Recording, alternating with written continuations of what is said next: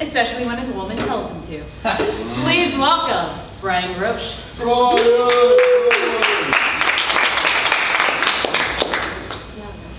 You asking me to leave? I haven't said the word yet. So that's what they mean when they say Yeah. The funny thing is that when Miss T wrote about this event today, she put down the theme as 3 different lines. It was most influential thing straight, out of her mouth. And I thought, okay, I got 3 options. You know, all right, I got plenty of things I got plenty of stories about things straight and gay that influenced my life. Out of my mouth is just gonna be a sex story. And mouth, well, that's either gonna be a story about New York accents, arguments, or blowjobs. But then I realized, oh, it's 1 sentence. Okay, got it. I wish I could speak for the women that I'm related to. My dementia-ridden grandmother, who now refers to me by a plethora of different names, never taught me much. But she did once say to me in a horrible stage whisper at a family gathering, "If you have nothing nice to say, come sit next to me and we can do it together." And my mother, whom I love and adore, has given me plenty of advice. It's often Wiccan, homeopathic, astrologically based information that she divined from a tarot reading along with the assistance of the Archangel Gabriel and a vision from her dead father. Which often results in me saying, "Ma, will you shut the fuck up and listen to me? I'm talking to you about how I'm looking for a job. Echinacea, lighting a candle and saying a prayer ain't gonna help." And for the record, whenever I say a prayer, which is rare, given that I prefer to do my own drunken version of silent meditation staring into the middle distance, I always pray to the goddesses, not God. Because women, despite being a twisted ball of wires in the brain, always speak the truth, no matter how convoluted it may appear to a man. Men think about the immediacy of the situation, whilst women think about the destination.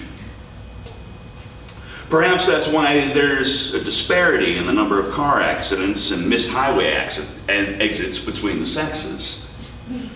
Women are usually trying to stay focused on where they need to be. And men are usually concerned about that everything and everyone around them are trying to kill them.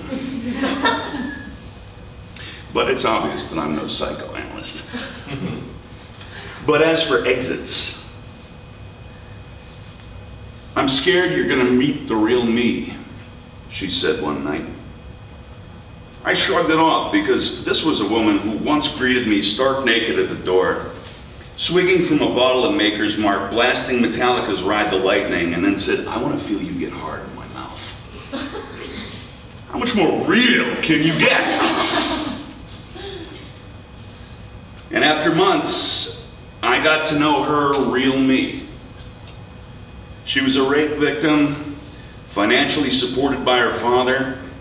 She had taken herself off of her SSRIs, and she was fond of throwing sharp things at me when she wasn't doing coke alone in her apartment and propping the mattress against the window because she was convinced there were vampirish creatures trying to sneak in through her fire escape. But it was when she said to me one morning around 5 a.m., "Get out," that she might have said the most important thing. Some Amityville horror shit right there. I mean, get out. So I picked up my guitar and I loaded everything I could cram into a backpack and walked to the train out of Manhattan so I could hop a ride to my parents' house in Connecticut. It was the only sensible thing to do, given that I knew all of my local friends would be asleep until happy hour. And I was a scummy 20-something guitarist living in his girlfriend's place and didn't have a lease. My mother welcomed me in, and she made me get on the phone with my Aunt Jeannie, a psychotherapist. Jeannie eventually told me in our conversation, "You've been abused, physically and mentally. Don't call her. Get out." Get out. Prescient words from the mouth of a second woman within a 24-hour period.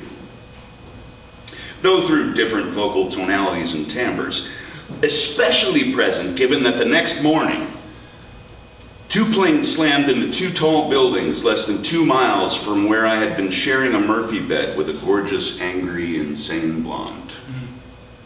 I needn't tell you the date, I hope.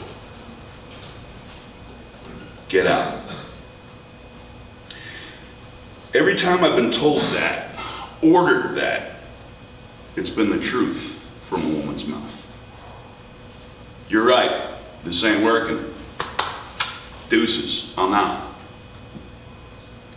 Because I try, but in hindsight, it's usually been poisonous. Get out indeed. Though as my father once told me, the key to a happy relationship lies in 2 simple words. Yes, dear. And then do whatever the fuck you want. Cheers.